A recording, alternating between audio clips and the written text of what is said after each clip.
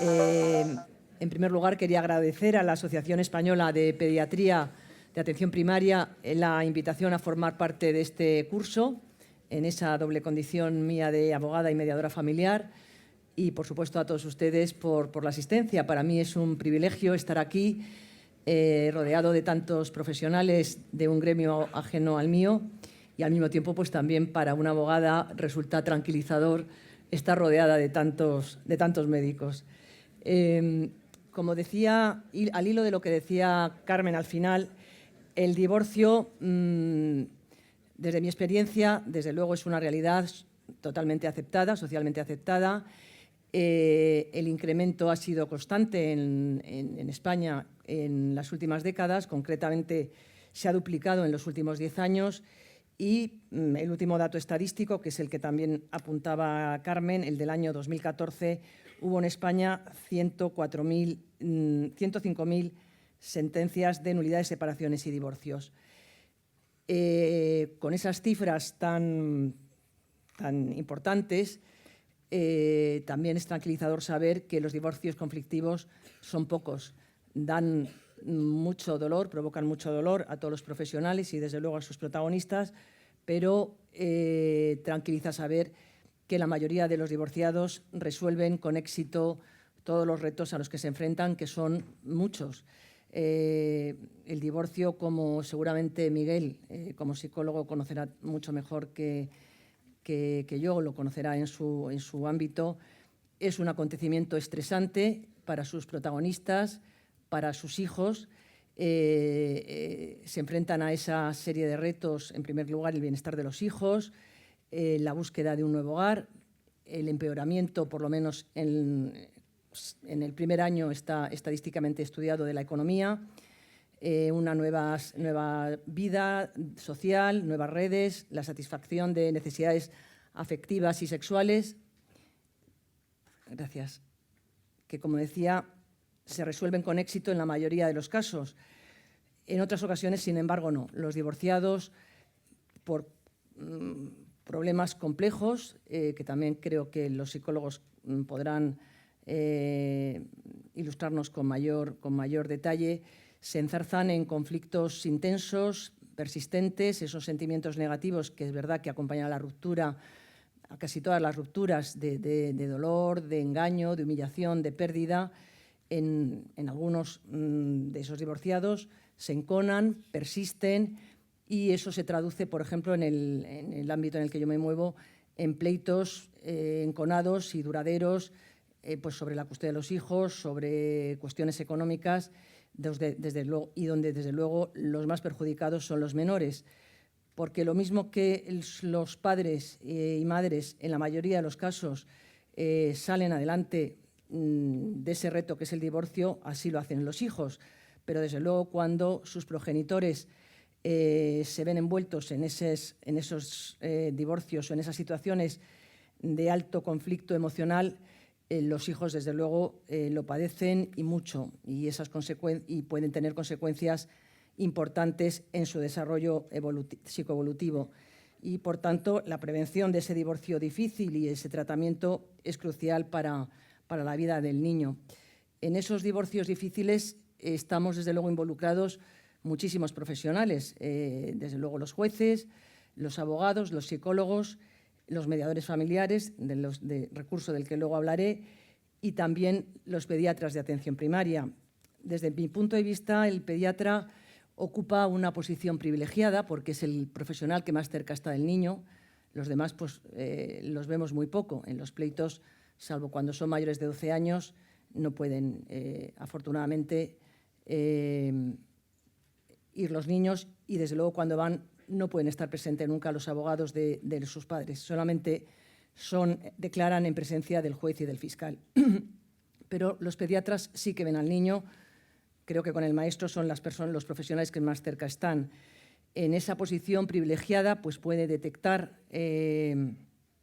los síntomas que ocasionan el llamado divorcio difícil. Como decía Carmen, desde luego, como el pediatra no es omnipotente, puede y debe derivar a otros especialistas cuando piense que esos que ese divorcio difícil que está afectando a la salud física y psíquica del menor, y también puede orientar o dar pautas a esos padres que están angustiados o sobrepasados por esa situación del divorcio. Pero también, es decir, en este discurso tan optimista no se me escapa que para los pediatras su actuación puede generar también muchas dudas. Sé por los pediatras que conozco que muchas veces se sienten, entre comillas, ninguneados, que hay una total falta de coordinación con la justicia. Son como dos departamentos totalmente distantes y distintos. Necesitan, desde luego, más información, asesoramiento, y también en muchas ocasiones se sienten manipulados por esos progenitores, como es verdad que nos pasa a otros profesionales, que te reclaman para la defensa de sus intereses.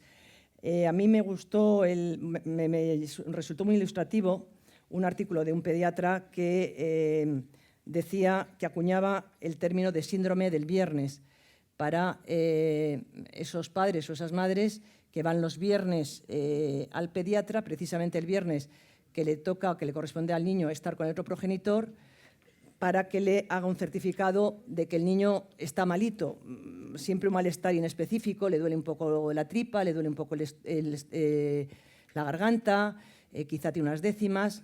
Evidentemente, claro, ese certificado es para conseguir que el niño no se vaya con el padre o con la madre que le corresponde el fin de semana. En mi experiencia, esos certificados cada vez los jueces hacen menos caso, salvo cuando desde luego es un certificado que obligue al niño a guardar reposo. Ninguno de esos certificados va a evitar o va a conseguir que el niño no se vaya con el otro progenitor. La mayoría ya de los jueces dicen que sí, el niño puede salir de su domicilio, evidentemente puede ser cuidado por el otro progenitor, le duela la tripita o le duela la garganta o le duela la cabeza. Y, desde luego, pues pueden incluso el otro progenitor recibir condena si es denunciado. Lo mismo que está el síndrome del viernes, pues está el síndrome del lunes. A la vuelta del fin de semana, el progenitor con el que no ha pasado el niño el fin de semana va al pediatra para que la quemadura, el golpe, el chichón, para demostrar que no ha sido bien cuidado durante el fin de semana. Como esas situaciones, pues hay muchas, seguro que ustedes pues conocen mucho más que yo, pues esa, entre comillas, manipulación en la que se pueden sentir. Por eso creo que es importante que haya un abordaje pues digamos, de esos procesos psicológicos y sociales que hay detrás de esos divorcios difíciles, ¿no? ¿Qué les ocurre a esos padres y madres para olvidar el bienestar de los niños, para no tenerles en cuenta y para también involucrarles en esos conflictos? Un recurso importante, del que luego al final hablaré, es el de la mediación familiar, al que pueden derivar los pediatras, porque la mediación familiar está pensada precisamente para abordar los aspectos no solamente jurídicos, sino emocionales que hay en el divorcio. Y que además resuelve con éxito ese tipo de esos divorcios difíciles.